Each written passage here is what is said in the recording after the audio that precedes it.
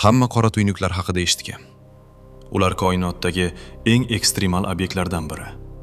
Tortishish kuchi shu qadar kuchayadiki, hatto yorug'lik ham undan qochib chiqa olmaydi. Ammo koinotda buning aksi ham bo'lsa-chi?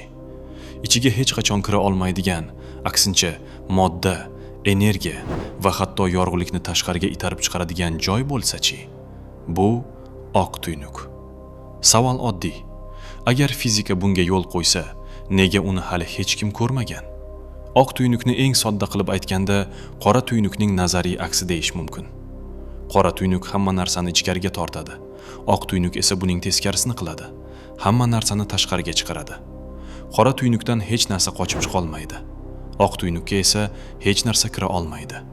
Bu g'oya bevosita Einsteinning umumiy nisbiylik nazariyasidan kelib chiqadi. Eng muhim jihat shundaki, oq tuynuklar shunchaki xayoliy ixtiro emas. Ular fiziklar Einstein tenglamalarini to'liq yechganda paydo bo'ladigan nazariy obyektlardir. Bu hikoya 1916-yilda Karl Schwarzschild Einstein tenglamalarining birinchi aniq yechimini topgan paytdan boshlanadi. Dastlab bu yechim qora tuynuklarni tasvirlagan. Ammo keyinroq fiziklar g'alati bir narsani payqashdi. Ushbu yechimning to'liq matematik kengaytmasida oq tuynukka o'xshab harakat qiladigan hudud ham mavjud edi. 1960-yillarda Igor Novikov kabi fiziklar bu g'oyani yanada chuqurroq o'rgandilar. Ular fazo vaqtni to'liq kengaytirib qaralganda, faqat qora tuynuklar emas, balki oq tuynuklar va hatto fazo vaqtning turli hududlarini bog'laydigan ko'priklar ham paydo bo'lishini ko'rsatdilar. Aynan shu davrda olimlar oq tuynuklar faqat matematika emas, balki ehtimol undan ham ko'proq narsa bo'lishi mumkinligi haqida jiddiy o'ylay boshlashdi. Ammo bu yerda muammo bor edi. Qora tuynuklarning paydo bo'lish jarayoni aniq edi. Ulkan yulduzlar o'z tortishish kuchi ostida qulab, qora tuynukka aylanishi mumkin. Oq tuynuklarda esa bunday jarayon yo'q edi. Uni hosil qiladigan qulaydigan yulduz ham, portlash ham, ma'lum fizik mexanizm ham topilmagan. Bu holat bugungi kunda ham o'zgarmagan.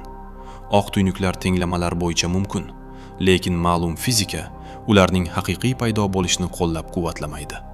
Keyin fiziklar oq tuynuklar haqiqatdan mavjud bo'lishi mumkinmi yoki yo'qligini tekshira boshladilar. Dastlabki muammolardan biri ularning barqarorligi edi. Agar oq tuynuk mavjud bo'lsa, hatto unga yaqinlashayotgan bitta zarracha kabi juda kichik bezovtalik ham uni yo'q qilishi mumkin edi.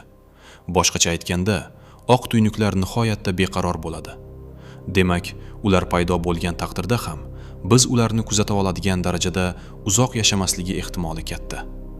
Shundan so'ng yanada chuqurroq muammo paydo bo'ldi. Entropiya. Fizikada entropiya tartibsizlik darajasini bildiradi. Bizning koinotimizda esa entropiya doim ortib boradi. Buni singan stakan misolida tasavvur qilish mumkin. U o'z-o'zidan yana butun holiga qaytib yig'ilmaydi. Oq tuynuk esa go'yoki buning teskarisidek ko'rinadi. Unda modda birdan tartiblangan holda, go'yoki hech qayerdan paydo bo'lib, tashqariga chiqayotgandek tasavvur qilinadi. Bu vaqtning tabiiy yo'nalishiga zid ko'rinadi.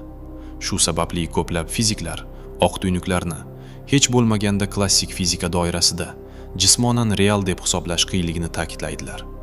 Endi nazariyani kuzatuvlar bilan solishtiraylik. Qora tuynuklar ham bir paytlar faqat nazariy obyekt hisoblangan. Ammo 2015-yilda olimlar ikki qora tuynuk qo'shilishidan hosil bo'lgan gravitatsion to'lqinlarni aniqlashdi. 2019-yilda esa Event Horizon teleskop qora tuynukning birinchi suratini oldi. Bu ilm-fan tarixidagi muhim lahzalar edi. Oq tuynuklar bo'yicha esa hozirgacha tasdiqlangan birorta kuzatuv yo'q. Eng katta farq ham shunda. Qora tuynuklar isbotlangan, oq tuynuklar esa hali isbotlanmagan. Bir vaqtlar olimlar oq tuynuklarni topgandek bo'lishgan. 1960-yillarda kvazarlar kashf etildi. Ular uzoq galaktikalardagi nihoyatda yorqin obyektlar edi. Ba'zi fiziklar ehtimol bular modda chiqarayotgan oq tuynuklardir deb taxmin qilishdi. Ammo keyingi tadqiqotlar boshqa natijani ko'rsatdi. Kvazarlar oq tuynuklar emas, balki o'ta katta massali qora tuynuklar tomonidan quvvatlanadi. Shunday qilib, oq tuynuklar uchun eng kuchli nomzodlardan biri ham rad etildi.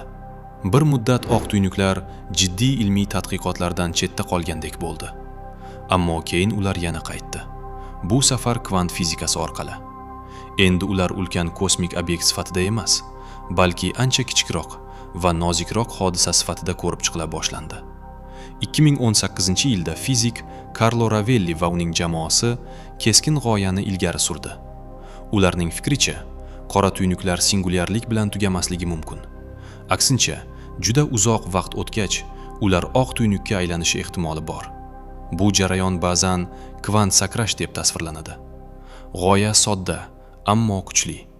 Ichkariga kirgan narsa oxir-oqibat tashqariga chiqadi. Lekin bu darhol sodir bo'lmaydi. Bunga milliardlab, hatto trillionlab yillar kerak bo'lishi mumkin. Bu g'oya nima uchun muhim? Chunki u fizikaning eng katta muammolaridan biri, axborot paradoksi bilan bog'liq. Agar biror narsa qora tuynukka tushsa, uning axboroti abadiy yo'qoladimi? Kvant nazariyasiga ko'ra, axborot yo'q bo'lib ketishi mumkin emas. Oq tuynuklar esa ehtimoliy yechim taklif qiladi. Axborot yo'qolmaydi, u keyinroq tashqariga chiqariladi. Ko'pchilik bu manzarani shunday tasavvur qiladi. Siz qora tuynukka tushasiz va koinotning boshqa joyida oq tuynuk orqali chiqib ketasiz. Bu g'oya chuvalchang tuynuklari bilan bog'liq, ya'ni fazo-vaqt orqali o'tadigan tunnellar bilan.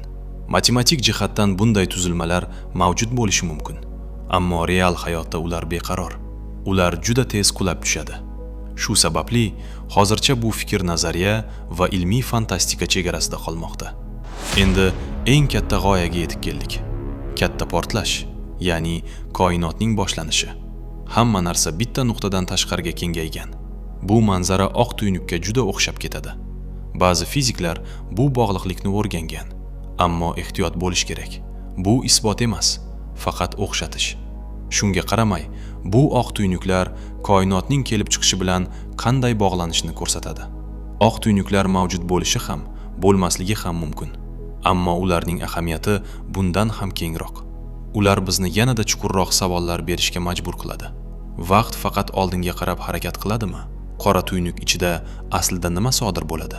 Axborot haqiqatdan ham yo'qoladimi? Koinot qanday boshlangan? Oq tuynuklar tayyor javob emas. Ular kattaroq savollarga ochiladigan eshikdir. Ehtimol qora tuynuklar oxir emasdir, balki ular katta bir aylanishning bir qismidir. Oq tuynuklar esa biz hali to'liq tushunmagan boshqa tomondir.